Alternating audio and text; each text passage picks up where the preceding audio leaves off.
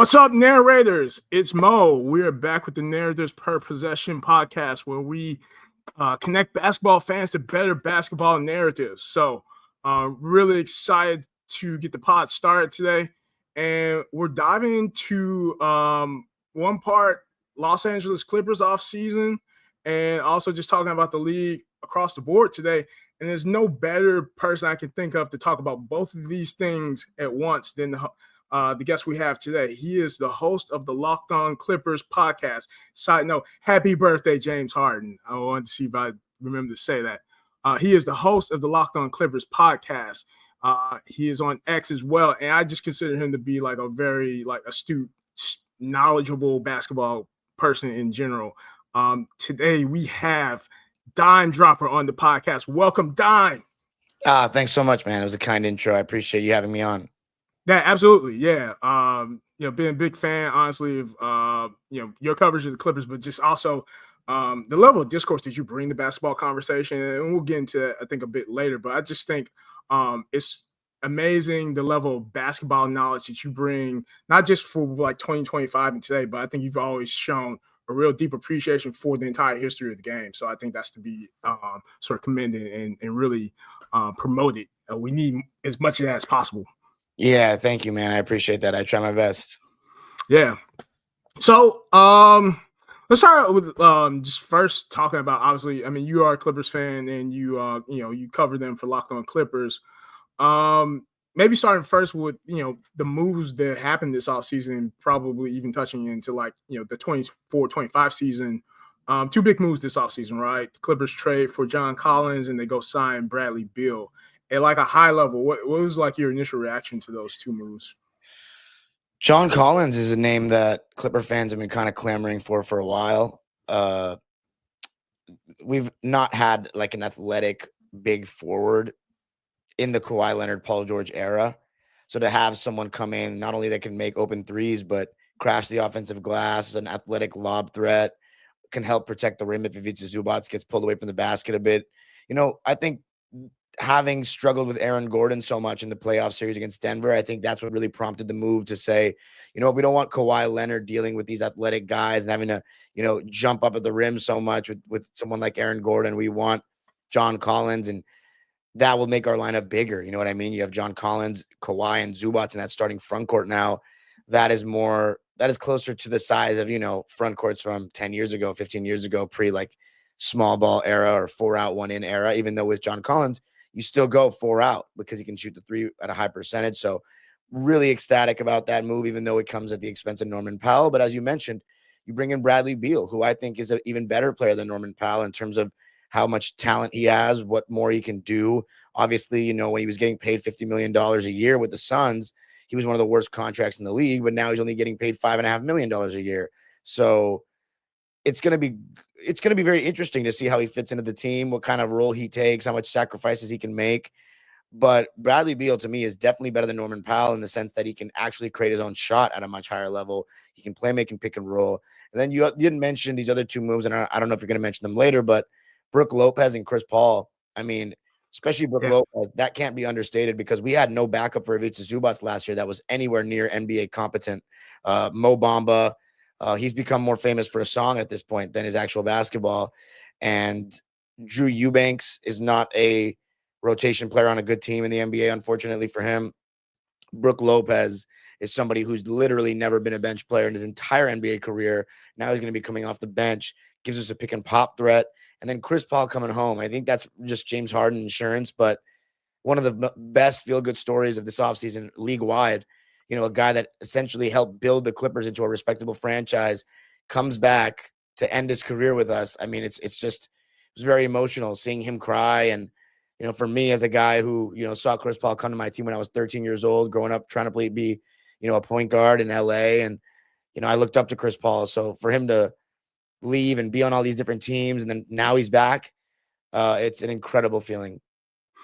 It has to be. And, just touching on how the season ended for the Clippers, it was a hard-fought 7-game series in the first round. Unfortunately, it came out on the losing side of it against the Nuggets. But at least outside perspective, what I thought that was very prominent on display from the Clippers is how tough and how elite that defense is. And bringing in Brook Lopez, that certainly helps to like sustain that. And I guess from your point of view,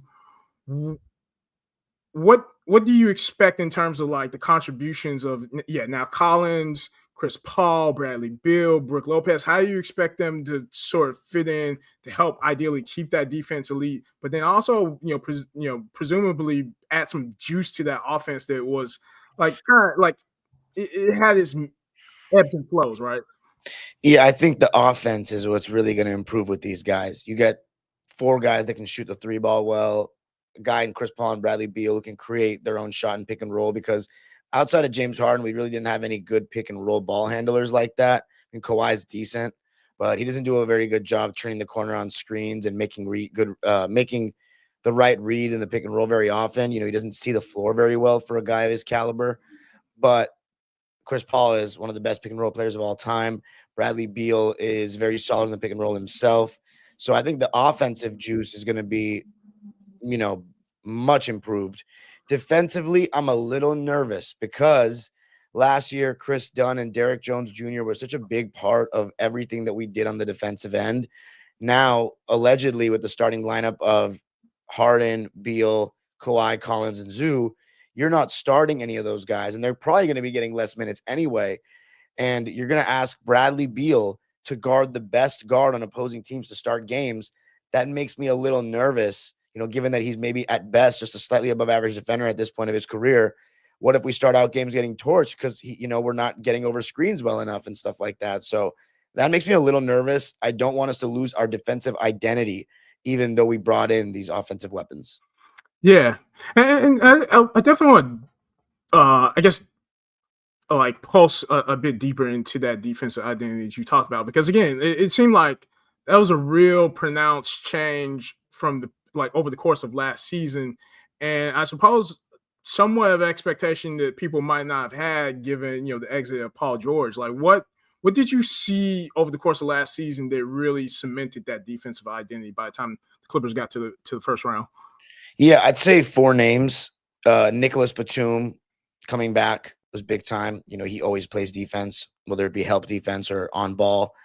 And then Chris Dunn and Derrick Jones Jr. I mean, Derrick Jones Jr. literally was a starter on a finals team in 2024, guarded SGA as the primary defender, guarded Anthony Edwards as the primary defender, and Paul George, and did a pretty good job on just about everyone. Of course, SGA definitely still got his buckets.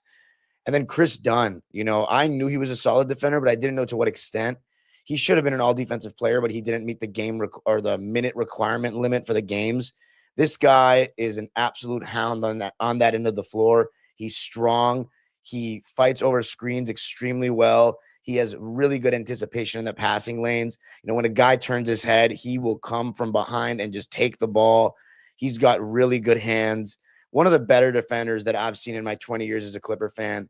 And then the guy that really set the tone from a coaching staff perspective, Jeff Van Gundy. For many years, we heard him talk on ESPN and ABC, and to see him go back to coaching and the Clippers, my team, be the one that gets Jeff Van Gundy on their staff, and then for him to make that defensive impact and all the players and the coaches to speak highly of him. I mean, we'd be up by 20 points and we'd allow open threes, and this guy would get out of his seat making faces like how disappointed he was.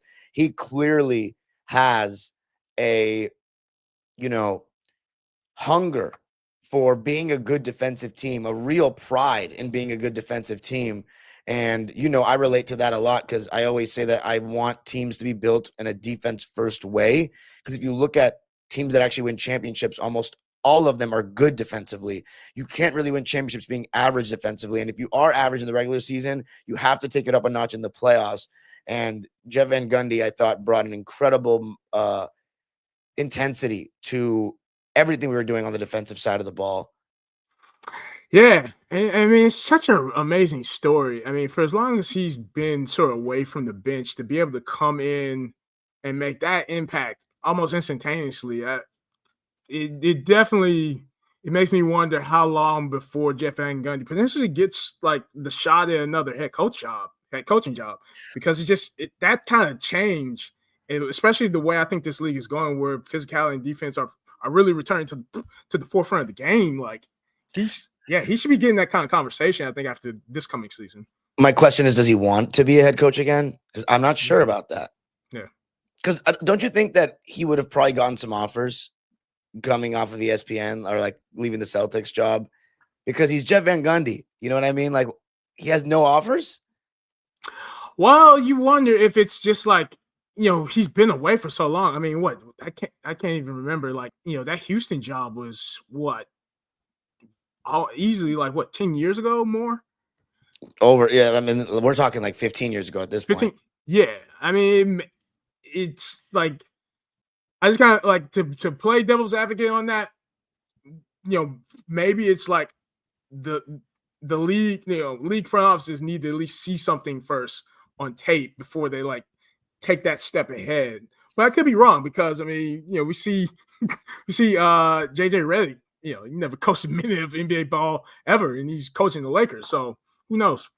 Yeah, absolutely. And it was, by the way, I checked. It was 2007 was the last year he was an NBA head coach. And of course, the league has changed since then. But he still has pedigree as a coach. Having done it for so long and been successful. But you're right, the game has changed. Although I think teams probably would have trusted him. I'm not sure what he wants. That's the thing about being an assistant coach. You don't really get media availability. We haven't really heard Jeff Van Gundy talk in a while. So, I wonder what's going on behind the scenes. Yeah, maybe it's one of those things where, like, the way I've seen it in the league too. Um, if head coach gets to a point where they want to go to bat for their assistant to help them get to that head coach job, maybe at some point, like Jeff Van Gundy gets like that promotion to associate head coach or something like that from Ty Lue. I'm pretty sure. I don't know if he's I think he might be our like lead assistant or something like that right now. Okay. Yeah, I'm not sure exactly if we have that designation, but we have a really good coaching staff. Dante Jones, Brian Shaw, these guys have all done things in the NBA. So I think Ty Lue's very well supported over there. Yeah, and I mean Ty Lue himself. I mean, at this point, I mean, championship coach. He has his own pedigree where, Right. Just solid coaching. I think getting Jeff Van Gundy obviously was a big boost for the team's defense. Just to touch a bit on the sort of the rookies coming in, because the Clippers didn't necessarily. Clippers weren't a lottery team. You had a late first round pick in. I want to make sure I pronounce his name correctly. Yannick Niederhauser. Yeah. And then you trade for Kobe Sanders. Yep. Any impressions? Anything popped from them as far as like things from scouting? And yeah, Kobe Sanders is going to be two-way. Anything popped in terms of like any scouting you might have done or anything you saw in summer league from these guys? Yeah, summer league was a chance to see them up close. You know what I mean? That was my first time being a credentialed media member. Yannick is very raw. Even though he played several years in college, he's very raw, but he has really crazy athleticism and length. I think he could turn into a very solid lob threat in the NBA, somebody who can block shots. He had this one play, and he can actually handle the ball a little bit better than you would expect. There was one play against the Lakers in the summer league game where he was bringing the ball up, and he just took off from like middle of the key and just threw it down. And I remember watching it right behind that basket, and I was like, oh my God, like I had to contain myself, even though because I was in the media section, but it was ridiculous. So he's really athletic. He's just very raw. I think he has to work on his offensive touch. It'll be interesting to see what he does in the G League. And then Kobe Sanders is another guy who spent several years in college. Very composed, plays at his own pace, big guard, did a pretty good job getting 2 feet in the paint consistently. He can shoot a little bit. My question is, can he create offensive advantages at the NBA level? Like, is his handle good enough? Is he quick enough? That kind of stuff will be interesting to see. But again, I'm excited for them in what's it called on the G League. Yeah. Yeah. So you mentioned, this is your first time covering summer league. What was that experience like, just in general? Like, one, being at summer league, and then being able to do that as a credential media member. I remember, actually, now that you say, I remember you had the viral sort of like photo bomb with LeBron. Yeah, man, it was completely surreal. I mean, I've been hearing for so many years why summer league is so like fun for connections, and being a media member only let me make more of those connections. I met a lot of media people. I saw some old friends, But I think the biggest thing I would do was I would so there's two game venues at Thomas and Mack Center. There's the actual Thomas and Mack Center, and then there's the practice facility within the Thomas and Mack Center, which is called Cox Pavilion. And at Cox Pavilion, it's essentially like watching these guys at like a high school gym where you're really like everybody can see each other, everybody can hear each other. And there's a section on both sides that's taped off for only team personnel, which is scouts, GMs, coaches, and players. And technically media aren't supposed to sit there, but you'll still see media people sitting there because they know some of these guys. But all I would do was sneak into that section and try to just talk to people in that section. So I got to meet so many people that I had looked up to for so long, like Jarrett Jack, who was one of my favorite backup point guards in the league when I was a kid. Sam Cassell, who literally is one of the biggest reasons I'm a Clipper fan to this day, to really pick his brain about coaching and stuff like that. I talked to some scouts. One of the scouts actually knew me, which was insane. I'm sorry, not a scout, a video coordinator actually knew me, which I thought was surreal. Talked to, Clippers draft people, like Clipper scouting department people, and then met some Clipper players. I got to meet Chris Dunn, Derrick Jones Jr., Brooke Lopez. So, and of course, got to talk to Dante Jones again. So really, really cool stuff. And I even met Gary Payton in the hotel lobby at the Aria. That was really special, somebody that's a legend like that. And I said hi to a bunch of people as well, like Kyle Korver and guys like that. But really getting to meet the Sam Cassells, the, Charlie Bell, like ex-players, guys that are working in front offices or working, Alvin Gentry, for example, guys that are working in coaching staffs, player development guys. I think that was a truly surreal experience. Yeah. So when you're in Thomas and Mack or in Cox Pavilion, summer league, I think most people that go so far as to watch summer league games, you watch enough of them, you quickly realize that like summer league games are not like mainstream NBA games in the sense it's just different gameplay. Like how was that experience for you, and like how did you sort of process what you were seeing it in person for the first time, and I guess almost contrasting like how you would watch again a mainstream regular season NBA game in terms Yeah, of gameplay. way more physicality is being allowed for sure. These kids all want to make it so bad. I think the effort level on average is higher. Obviously, it's a sloppier game. These are not all NBA level guys that are like guaranteed to be NBA players. You don't have practices like that to the same degree. Not of a system, a bunch of the same. I mean, of course, they have, plays that they run and they do have practices, but it's not to the same degree of course, the chemistry and the experience playing together as NBA teams have. So there's some sloppy moments. The shot making is nowhere near the same, but the hunger from everybody is really high. They're all trying to make it. They're playing for their basketball lives. So I think that part is really interesting to watch, and it was cool to see up close. Yeah, I would agree with that. Yeah, you definitely see the hunger in those players, and you see it's like to me, it's very much like, at least from watching it on television, it always feels like I'm watching like very high stakes pickup games. I mean that respectfully, like, I'm not trying to knock them or anything, but it's just like, if you've been in a pickup run, you know how guys are, especially like if just like getting competitive, just getting chippy. That's the kind of energy I feel that pops off of the screen. So it's I would agree with that. Agree with you in that assessment that it's very physical, and guys are really just out there, trying to play for the next gig, basically. Yep, for sure. Yeah. So so zoom out a bit, just looking across the league in general. Um, you know, with this current what's left of this offseason, and then even sort of like previewing going into the 25-26 offseason, what are some of the things across the NBA right now that are like interesting to you, and what are you looking forward to out of this season? What am I looking forward to? You know, I think Houston will be interesting for sure. Um, in terms of other teams, what other teams made like big moves like that? The only one that comes to my mind is Houston. I mean, we made some big moves. I think will be very interesting. Desmond Bain going to Orlando should be interesting. Yeah. Lakers getting Aiton, the first full season of Luca. I think that should be interesting too. Are there any teams that made big moves that I'm forgetting? I mean, of course you can say Phoenix. Well, the Yeah. Denver Nuggets. I mean, they Oh, got they got depth, that'll be and fun. yeah, bringing back Bruce Brown. Trading for Cam Johnson. Ooh, I got two more. I got Yeah.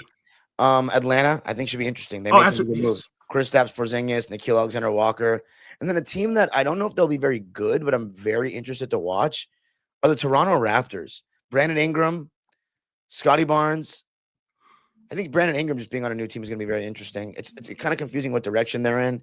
Brandon Ingram, Scotty Barnes, Emmanuel Quickly, RJ Barrett, Jakob Pertl. I think that's their starting lineup. You got Grady Dick out there. I mean, this should be interesting. I don't think this was nearly as crazy of an offseason as last year where we had so many moves. Yeah. Yeah, I would agree with that. I mean, in some ways, it felt like it took a few days for the offseason to really get going to anything that was familiar to NBA fans. And then, like, it was like I felt like a solid day of, like, interesting moves, but then everything just went radio silent. And we've been in this ongoing restricted free agency soap opera, really. Yeah. I think the teams that I'll really be paying attention to start the season are probably going to be the Houston Rockets, besides the LA teams, of course. Houston, Denver, and what's it called? Atlanta and what was the team I just mentioned? Magic, yeah. No, but after the Magic. No. The Magic, I probably won't be watching their every game. I'll just tune into their highlights mainly. It was well, you mentioned Bang. I think, yeah. Yeah, I know, but it was someone else. Oh, Toronto. Yeah, I thought Brandon Ingram kind of assimilates into this new team. Yeah, I actually I had Esperanhani on the pod earlier from I saw him in Summer League too.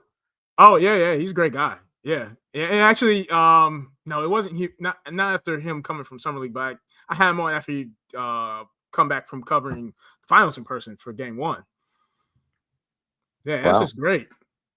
But yeah, I mean, I think he had similar like thoughts about, I guess the experiment of like what Brandon Ingram can be. The big thing with Toronto, right, is that they're never going to be a free agent destination, never have been. So in a lot of ways, like it seems like getting Ingram, that's their free agent move, more or less. You trade for him, you extend him, and then you just kind of see what happens. I mean, it seems like traditionally the Raptors are a front office that they like to play the long game of like getting in guys and seeing what kind of fit they can get out of them, and at the same time bringing up guys from the G League, stuff like that. Yeah, for sure. I mean, the East is kind of open, so I'm looking forward to seeing what goes on there. Of course, there's a lot of teams that like got hit with bad injuries that I probably will only be tuning into like in big games. Like I don't know how many Celtics games I'm gonna I mean, I think Simons will be interesting to see how he kind of integrates. I think Portland will be kind of interesting with Drew Holiday, but it's not like go ahead. Yeah, Portland is intriguing, and honestly, it's more from the standpoint of like I'm genuinely curious how that fit is going to work out with you have Drew Holiday again now. Obviously Dame, I mean, he's going to recover for this season, but potentially, I guess even like I'm thinking more forward to like, let's just assume this is a gap year of some sort for them. They have Drew, they have Scoot still. It's just I don't know, the guard situation. It's interesting to me. I just remember two teams I'm also interested in. The other two Texas teams. I think Dallas with Cooper Flag, a full year of Anthony Davis will be kind of interesting too. And then San Antonio, getting Wemby back. You've got Dylan Harper. You've got all these young guys. That will be a very interesting team to watch. Are they ready to make that next step into the play-in? So, definitely in the beginning of the NBA season, I'm always just like cruising around League Pass, watching all these teams just to see like their first 10 games or so to where they build their identity of what we're going to be seeing down the line. I think, in the Eastern Conference, definitely Toronto and a little bit of Orlando.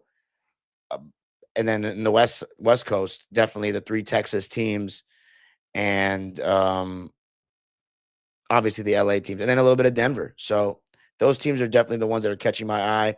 And in the beginning of the season, maybe like the first 5 games, maybe a little bit of Phoenix and Portland too, just because I want to see how Jalen Green, Drew Holiday kind of integrate into their teams. Yeah, that's a good point. I I want to go back. Actually, there's now a question that popped in my head now that you mentioned, Flag and the Spurs. So when you were in Vegas, did you actually watch the Spurs Mavs? Did you watch that game in person where, it was kind of a clash, honestly, between Cooper Flag and then Carter Bryant? Yeah, I mean, that particular game, I'm not sure. I'd have to look back at my YouTube videos, but Carter Bryant is someone I saw play at like it was an event in New York City, in Manhattan on the outside courts. Wow. Uh, yeah, I saw him playing when he was a senior in high school. He was very impressive then too. Cooper Flag, what I'll say about him is the dude is really big in person, like way bigger than I thought. So, I mean, he's got an NBA body ready to go already. So, it'll be very interesting to see what he's going to look like when he's playing against the NBA players. Yeah, I mean, I thought that just from the handful of Duke games I watched his freshman year at Duke, like you could just see his size, like it was NBA size already, which I felt like I haven't seen that in an NCAA game in a long time, to be honest. Whereas like a NBA ready guy is, I mean, maybe Zion is like the last one if I think about it out loud. Like, just it was impressive to see that. And honestly, I think when I did watch that matchup between Carter Bryant and Cooper Flag in summer league. It really impressed me. I mean, I ended up, we ran a weekly newsletter narratives per possession for the summer. Wrote extensively about Carter Bryant because I think he has the potential to really be an X factor for the Spurs. Where if those flashes that he showed defensively in Vegas, if the Spurs are able to harness that and hit on that during the regular season, I really feel like that's an X factor where potentially it's a minimum the Spurs are like a top 10 league defense, and maybe that might be enough of a like jolt defensively where at least they could sneak into like a top 6 seed. Not saying they're going to be like top playoff, but like I think playoff team is definitely like sort of the goal they should be focused on this season. Yeah, absolutely. I mean, at least the plan to start. Yeah. Yeah. The East is interesting too because I live in New York, so I see way more East games than I do West games. It feels like a wide open East, and at the same time, if you had to ask me right now what my gut feel is, I feel like it's shaping to be potentially like an upstart. Like I feel like a Magic Hawks Eastern Conference final, just from the sheer amount of the moves they've made, and I think it's assuming that the Magic maintain health, right? They need a healthy Jalen Suggs for that to happen, first of all. But I just think the talent that they brought to the table. And I say that also in the context of, I question like, are the Celtics like potentially shadow tanking? And then also the Knicks changing coaches the way they did. Like I can't say I'm like super high on like them having the same level of consistency because I think people like to knock Tom Thibodeau for like the minutes low he plays, but at the same time you can't knock him for like just the amount of effort and efficiency he gets out of his roster year in year out when he's coaching. And I don't know if Mike Brown's going to instantly bring that kind of impact. Yeah, well, they're both great coaches in my opinion. I think it's really, if you're the Cavs and the Knicks, this is it. Like, Yeah. you gotta get to the finals. Like, I thought the Knicks had the golden opportunity last year and they blew it. And you're somehow getting another one without Halliburton, without Tatum. If you're the Cavs and the Knicks, this is it. There's no excuses. Like the teams you mentioned, Atlanta and Orlando, I don't want to say Atlanta's young because Trae Young's basically in his prime now, but Yeah. Jalen Johnson's young. They still got some young guys. Orlando's definitely young. They still have some years. Paolo Banchero's like younger than me by several years, but I feel like it's the Knicks and not the Pacers, the Knicks and the Cavs time. Like they got to get there now. This is it. So I think I'd be disappointed if one of them didn't make the finals this year. Yeah, I agree with you. This should be the year. How there's just some pessimism I already have about it, and maybe they'll prove me wrong. Really, I'm probably more of the two. I'm probably more pessimistic about the Cavs at this point because I feel like they've just been on the cusp of it ever since they went out and got Donovan Mitchell, and I just it's like they have a lot of pressure going into the season. I felt like last season was they weren't going to have a better shot, honestly. Like you go on this near historic tear in the regular season, and then you kind of just get your lunch taken away by the Pacers. Like that wasn't some to me. I don't consider like that getting put out by the Pacers to be like some happenstance or some luck. Like the Pacers really took it to the Cavs, and they exposed them. Like to me, Evan Mobley is the guy that they need to be looking at. Like they have to do everything they can to support Evan Mobley and make sure like he's in a position to be like the main focal point to catapult that team on both sides of the court to like finally get over the hump. Yeah, I love Evan Mobley. He's a USC guy.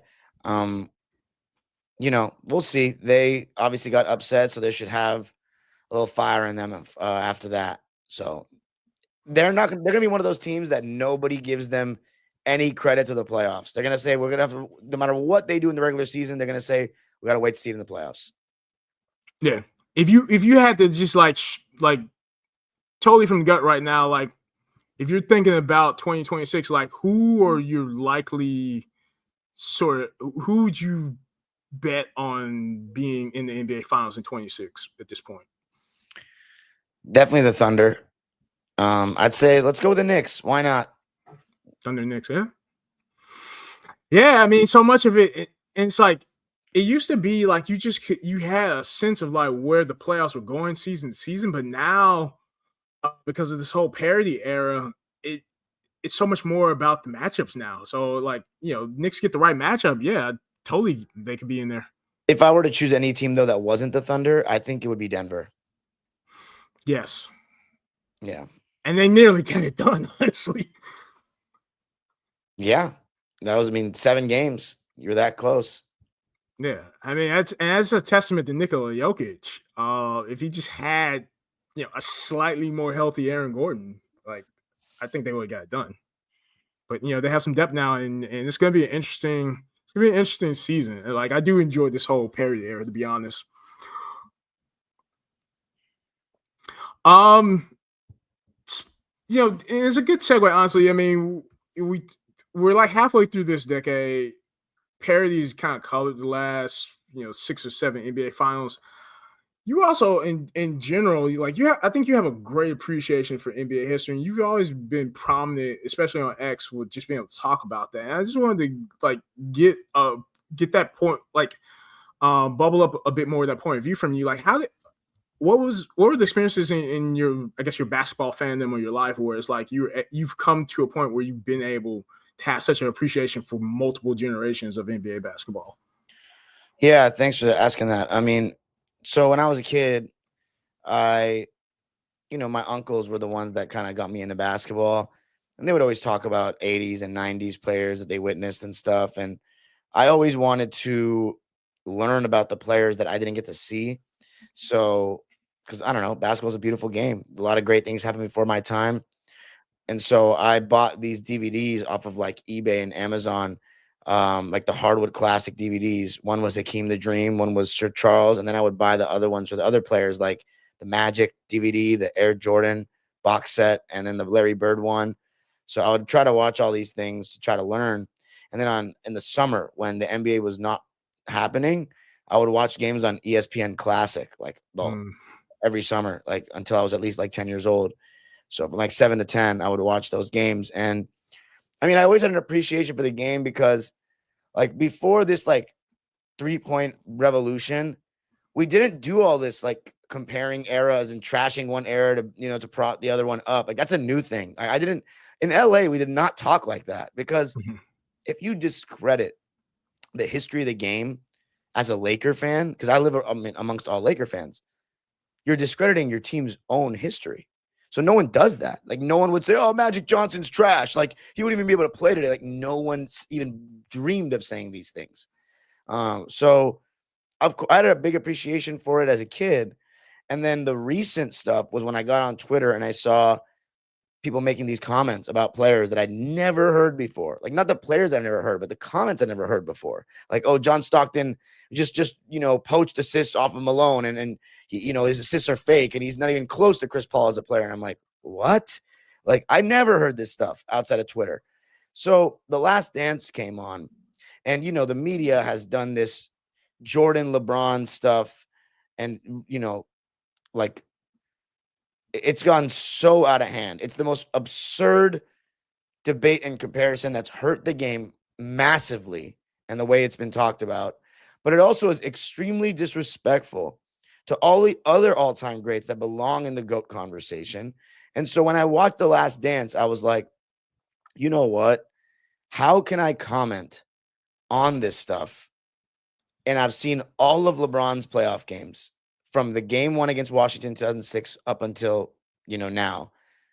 But I've never watched one full series of Michael Jordan. And I have the audacity, and people have the audacity to like talk about this stuff. So I said, you know what I'm going to do? I'm going to go back and watch all the playoff games that Magic, Larry, and Mike ever played. So this started during COVID. And I was like, I'll document all of this stuff on my channel. And then I realized that like if I wanted to do an accurate GOAT list, it can't just start with Bird and Magic. You got to go back further because Kareem has already had, 10 years of his NBA career at that point. Bill Russell and Wilt Chamberlain have already retired at that point. So I said, you know what? I'm just going to start when Bill Russell was drafted, and we're going to go from there. And we're going to study every single season of the NBA. And you know what? I'm going to take it a step further. I'm going to watch every single game on YouTube that exists up until 2000, like when I started watching 2006, and probably rewatch some games even after that. So people are going to say, dude, that's going to take you years. You better believe it. But I'm determined to do it because it will give me a level of knowledge that no kid younger than me or my age will ever have in their lives. Because I study my era inside out. So if I go back and study that, plus what I already do with the modern game, like when it comes to basketball arguments about NBA history, I don't think people will be able to like really debate with me. So it's really about being more knowledgeable than the next guy. Of course, I'm not going to ever be as knowledgeable as certain people that witness that stuff in real time. That's just a level of context I won't get. And I acknowledge that. Like, I don't think any kid can really talk to me about Kobe and LeBron like live. Like, I don't think you were there for the memories. I mean, you can speak to me about it, but you got to like, you can't lecture me about it because I was there and I studied it like crazy and I watched every game. So I don't really learn from those kind of people. So that's why I try to surround myself with older people that have watched more than me, that have seen MJ live, that have saw Magic Johnson in real time, because they give me stuff that I don't know. They teach me. So I really like enjoy that kind of stuff. If you're wondering where I'm at and what I call the dime line, I'm at 1972. I've even taken it further to learn about the ABA as well. So I think that's very important. And I've made some film breakdowns and some videos documenting this. If you go to my playlist on YouTube and Dime Dropper channel and go to Dime Machine, I have all the content there. It's not too much, but it's enough that you get some context about the 50s, sorry, the 60s and early 70s and some of the moves that happen and then some film breakdowns. So it's what I really love to do. I think there's so many ridiculous narratives about old school basketball and the old players that need to be debunked. And I think being a younger guy who's also working in the NBA now and then coaching youth basketball and seeing the development and the issues in youth basketball now, I think there's no one better in terms of if I'm doing this correctly that'll be able to speak about NBA history than this. So I want to be great at that. And I want to be able to, be the best in what I do, which is talk about NBA stuff and NBA history. And, I love doing it. I love learning about the past. That's really just so admirable, everything you said. I commend you on that. And I think it's two things I connect listening to you explain all that. I think if you love the game of basketball, you will like respect and you will desire a level of knowledge about the game. And I just think they go hand in hand. If you like, I don't know how you can love basketball and not aspire on some level to be knowledgeable. It's not. I mean, there's different like gradients of that. Perhaps like it's basketball sicko where you like breaking down pick and roll coverages. But I'm not saying that it has to go to that level to love the game or be knowledgeable about it. It's just like there are aspects of the game where it's like more than anything, you just try to like give it its respect to what capacity you have the ability to give it. And I think you're demonstrating that well. Thank you. Yeah. Like when I think about my own sort of like upbringing with basketball, I was fortunate. Like when I came of age with basketball, it was for me, I was coming of age in basketball in basically like the mid to late 80s. So I think by default, like I had, I guess the advantage of like it was an interesting time because like obviously Bird and Magic were like at the peak powers of the entire NBA, but you still had like a little. I mean, you were still in the tail ends of Kareem and Dr. J. Like I knew who those people were when I was still alive. but at the time, like I didn't know that there was this whole decade, 70s of dominance they had. But it's just like I think it was incredibly important just to have that imprint of like for those few seasons I did have of seeing them still in uniform. That was incredibly impactful. And I grew up as a Bulls fan. So I grew up outside of Chicago, and like so, like to me, those were the biggest basketball players before I really like have full grasp of Michael Jordan. Right. Like the first basketball superstar to me in my life was always Magic Johnson, and then I got to start appreciating Michael. And that's the thing is like there's a lot of people who don't even recognize like there was a point in time where like Michael Jordan was in Magic Johnson's shadow. That's as a Bulls fan. Like this just all these different things that like yeah, because of these sort of faux debates that keep happening, like I think we're just losing so many great aspects of like the evolution of NBA history. And I just wish like there was a greater space for us just to like appreciate each generation for what it was and not come up with these fake winner take all debates constantly. Yeah, and I think it all starts with the media. I think they know that this generates conversation. They just like beat it to death, and it's horrible for the game. It's really horrible for the game. It causes people to want to tear down another to prop up theirs, and it's garbage. I think it's just as you said, it's not really lovers of basketball. It's lovers of a specific era or a specific player. Why would you want to trash? Like, there are things about this era that I can't stand, but I'm never gonna say that these players suck. Like that's or they're terrible. Or like it's just not accurate and it's just not respectful. I know as somebody who, played basketball my whole life, like how hard it is, the 1% or less than 1% of these guys that end up making it to the NBA and how difficult it is and how good you have to be. But it was always difficult. You know what I'm saying? Like, yeah, there's more people playing now than ever before around the world, but to say it was like not difficult to make the NBA back in the day, like, are you kidding? Like, these guys are all incredible. You know what I'm saying? These are all guys that you put them in an empty gym and let them shoot, they're hardly missing any shots. They're just different. So, I have a great appreciation for them all. Absolutely, yeah. I mean, the thing there's two things I think about repeatedly when I think about sort of like discussing multi-generational NBA history or like trying to bounce from one generation to another. The fundamentals of basketball have been consistent for like 80, 90 years, ever since the NBA has become a league, really. And I know that to be true because like my COVID experience when it came to NBA basketball when there's nothing to watch, I myself, I went into like a YouTube wormhole of like a rabbit hole of just I was just watching so much old basketball because there was nothing else. I think the thing that really imprinted in my head that basketball is really the same no matter when you're looking at it was I saw there's a count on YouTube and hopefully still out there. It had the entire fourth quarter of the 1969 NBA Finals between the Lakers and the Celtics. And what was fascinating to me when I watched that was watching really the Celtics on the offense side. I mean, they're just running they're spamming DHOs with Bill Russell. And granted, it's in the paint, different spacing, but it's like just watching Bill Russell running DHOs. Like, how can you knock basketball back from then? Like, it's not like they're playing a totally different sport. It's just there's slight parameters and differences because that's just what the game was at the time. But like, on no level should you be discrediting that. Yeah, that Sam Jones, Bill Russell dribble handoff is lethal. I mean, especially going right.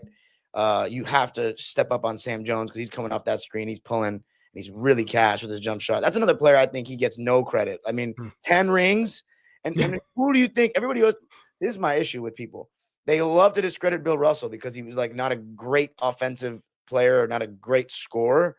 But then they don't give Sam Jones his proper credit. Like, if you're going to discredit Bill Russell and say he's not the one that makes big shots, he's not the leading scorer, then why doesn't Sam Jones get more consideration in top 10 all-time shooting guard conversations? He was the guy making all the big shots. He was the one that time after time made game winners in the playoffs. And Bill Russell's talked about this. His game 7 game winner in the 62 division finals is on video. Yeah. And his 69 finals game 4, you mentioned that series just now. He made the game winner in game 4. He misses that shot. Lakers go up 3-1. There probably isn't an 11th ring. I have a Sam Jones highlight reel on YouTube. It's actually the longest Sam Jones highlight reel on YouTube. If you look it up, Sam Jones highlight reel, I have the longest one because I made it for him because I was like, no one talks about this guy. He has no highlight reels that are extensive, but you have to step up on Sam Jones on that dribble handoff. You can't go under the screen. He's going to knock down the shot.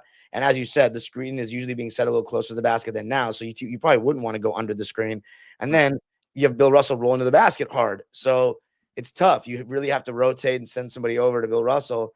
It's not very easy to guard that. So that's something that they got a lot of success on back in the day. You can see that from watching the film.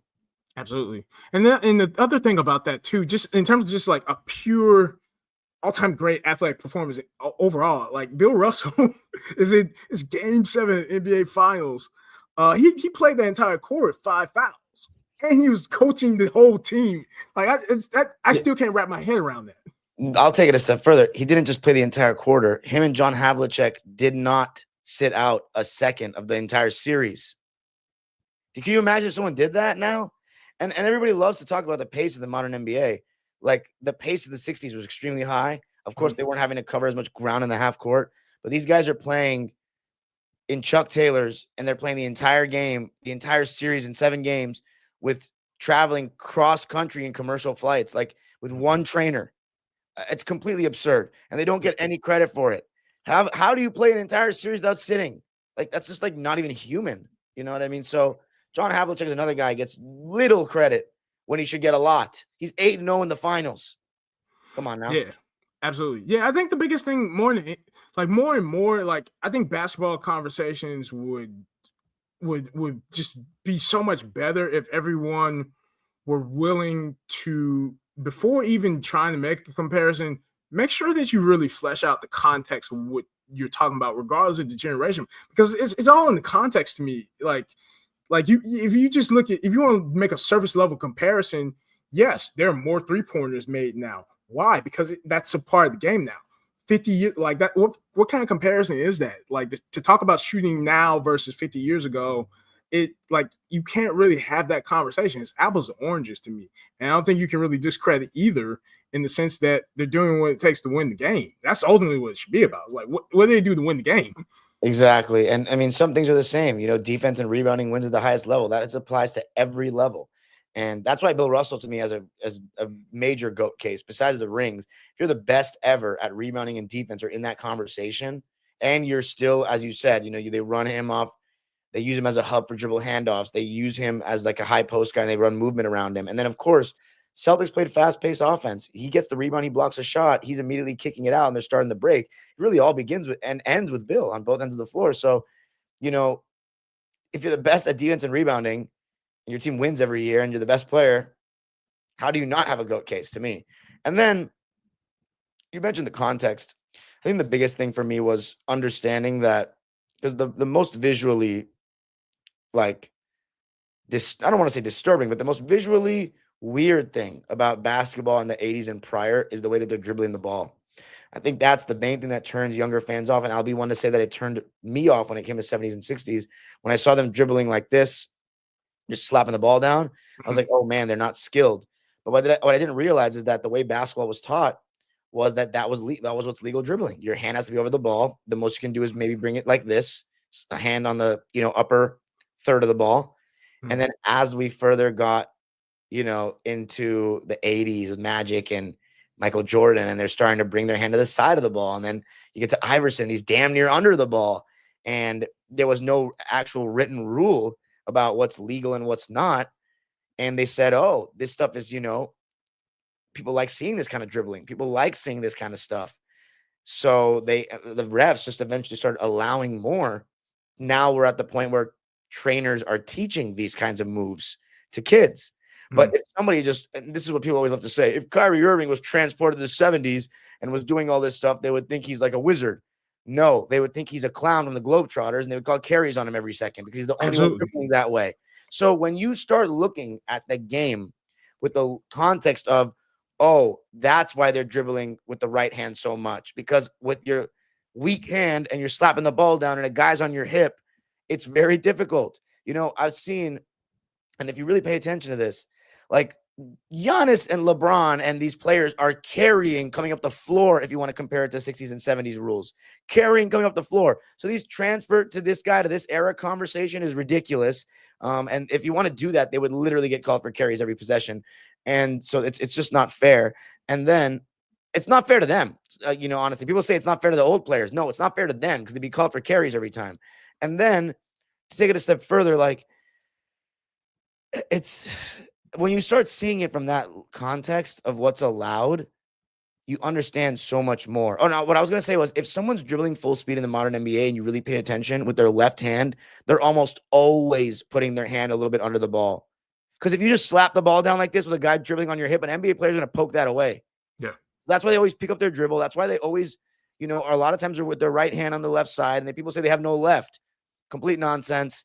Of course, I don't think the left hand was like the weak hand was as emphasized as it is now in basketball training. I do believe that, but like people are willing to say like these social media narratives that John Stockton, Magic Johnson, and Michael Jordan didn't have a left hand. If you watch full games, you see that that's absolute nonsense. And I just think that the fact that those narratives are even being spewed out to the world just shows how low we've gotten with this stuff. It's absolutely outrageous. It's so disrespectful.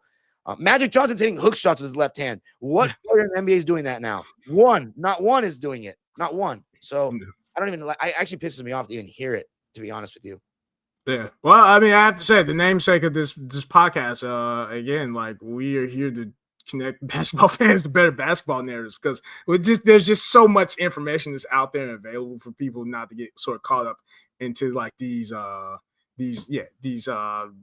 again, faux debates or like all this sort of fantasy about what basketball was and compared to today. Yeah, it's crazy. Yeah. So I have to imagine. So one of the things, and we can close on this, is you're also a youth basketball coach. I have to imagine like just you having this deep appreciation for the history of the game is something that feeds into or potentially even fuels like how you're coaching kids in youth basketball. Can you talk more about that? Yeah, man. I mean, I have a philosophy, very simple. I like my teams, whether I'm drafting recreational teams or I'm drafting school teams or tryouts. I like playing fast. I like a lot of ball handling. I like when we get a rebound and we look up to kick it up ahead and we just try to, score before the defense gets set. I mean, of course, I think learning how to play half-court offense is important, but I want my kids playing as little half-court offense as possible. I want them to play in transition.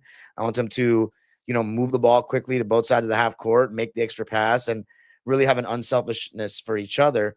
I think the two teams that really inspire me throughout NBA history and my coaching philosophies are, we've mentioned them on this show, 60s Celtics and 80s Showtime Lakers, because to me, they just, when it comes to the 60s Celtics, they're the greatest dynasty in the history of basketball in terms of actual winning.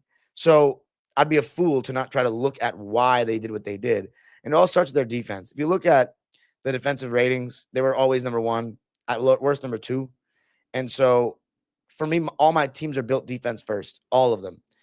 You have to play defense for me, or you're not going to play much. And we get steals, we get out and run. We get rebounds and get stops, we get out and run. Our defense leads to our offense. That's the 60 Celtics in a nutshell. So that starts with that.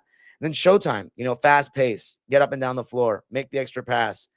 That is a team that I think played the basketball the right way. So when I look at my teams, I always try to emphasize transition and kicking it up ahead. And, the ball moves faster in the air than on the ground. And, you how to move the ball for me, that's the best part about it is I get to form teams in my basketball philosophies. And I think that's the most special things. I don't have to complain about, oh, we play stagnant offense, the Clippers, or they don't move the ball well and they only shoot threes and layups. Like, I love that I get to build my own cultures and build my own identities. And I think my most talented teams are obviously the school teams I coach because I have to conduct tryouts and stuff. So I have to actually like cut kids. Whereas with recreation, it's, pay to play. You just sign up. And then club is the same way. It's very development oriented. But the school teams I have, like especially the team I have had for, this is going to be the third year I've had them, man, like they emphasize or they exemplify my basketball philosophies to a T. And it's the greatest feeling in the world, seeing them do what they do. Yep. I'm curious. So if you could think back to like before you actually start coaching basketball to like after once you've had this experience now coaching teams, what was there something that you didn't know, or was there something that you learned about being a basketball coach that sort of like I guess took root in you, or like sort of a learning? And I'm kind of probably could word that better, but like you get what I'm saying. Like, what was the aha moment for you, like taking on that first coaching assignment that you didn't have before? I think I know this sounds crazy, but I really think coaching in basketball is a little overrated. I think it really comes down to the players. They make you look like a better coach. They let you run different things based on their personnel. You get better players, you look like a better coach. At the end of the day, it all comes down to the players. You know what I mean? I'm nothing without the players. The better teams. I said it. My school teams exemplify my basketball philosophies to a T. Why? Because I have better players. You know what I'm saying? So I think that's the moment. I coach the same philosophies, the same concepts with rec and with school, and there's a difference between the teams because the players are just better. So for me, it really all comes down to the players. I think the biggest thing I've learned about coaching is that it's a player sport, and that's why I do think rings matter when it comes to basketball. Because in football, you have to call plays every time down. It's a totally different type of sport. In soccer, there's the formations. You have to really the tactics. There's 11 players. You have so much distance in the game. In basketball, one guy can get the ball like Charles Barkley and just go coast to coast and dunk. If the Clippers, you take Kawhi Leonard off the team, we're no longer a championship contender, but with one player. So there's nothing quite like how much the individual can impact the basketball and any team sport, I think. Yeah, I mean, I think that's certainly a through line through the entire history of the NBA as well. Like the best teams usually had the best player when it got to the end of the season. That's just how the NBA has worked. Whereas, yeah, you can make the case in NFL or Major League Baseball. I mean, yeah, it's a manager or coach. They had this ace up their sleeve, or like things broke a certain way because of the scheme. But NBA basketball, you do need the best player to win. Absolutely. You have to have that number one guy in the NBA, like a guy that's capable of leading a team to a championship. And I think people don't often have that conversation enough because it's a team sport. It's a team sport. Yeah, teams led by individuals. And there are certain guys like SGA. He is one of those guys that can lead a team to a championship. Mm-hmm. Someone like Chris Paul, as good as he was, no, he wasn't that guy. He probably needed to be the second option. Mm-hmm. And, most smaller guards, though, can't. It's just hard. Yeah, it's tough. Yeah, because there really haven't been that many prominent examples of like the small guard being the one to like just take the entire team over the hump. But maybe that may change now that SGA is on top of the world. Maybe we get a few more. Like if anybody's positioned to be in a dynasty position, I suppose it could be a Thunder. But also, I feel like every season now I've been saying that for like the last 6 or 7 years, and then quickly that goes to the wayside. Yeah, I said that about Denver. I said that about Boston, and now I'm saying about OKC. So these last 3 years in particular for me, it's been, we've been in for a shock, as you said, with the parity. Yeah, absolutely. Well, hey, Don, this has been an amazing conversation. I really appreciate you coming on today. Before we get out of here, where can people find you and find all your great work? Yeah, man. Thanks so much for having me. I've enjoyed it as well. You can find me at Twitter and Instagram and TikTok at Dime Dropper Pod. My YouTube channel, Dime Dropper, as well. I'll be, posting LA sports content, Lakers, Clippers throughout the season. And then, of course, some other NBA stuff. During the playoffs, I go live after like every game. I'm still yet to release some of the breakdowns I made during the playoffs because I've just been lazy and I was, it's been a really crazy year for me. So I wasn't able to release the content on schedule the way I normally would. And then you can find me doing Clippers exclusive content on Locked On Clippers, wherever you get your podcast, and on the YouTube channel as well. So those are where you can find me. And of course, not to mention the NBA history stuff also on Dime Dropper. That's like my home for everything. Yeah. Well, we're definitely going to plug that, all that great history, those history breakdowns that you mentioned. We will plug that on our Patreon, and I will plug that. Yeah, please, if you enjoyed this podcast, please also consider joining our Narratives Per Possession community on Patreon. This podcast, you can find that on there, but also written content.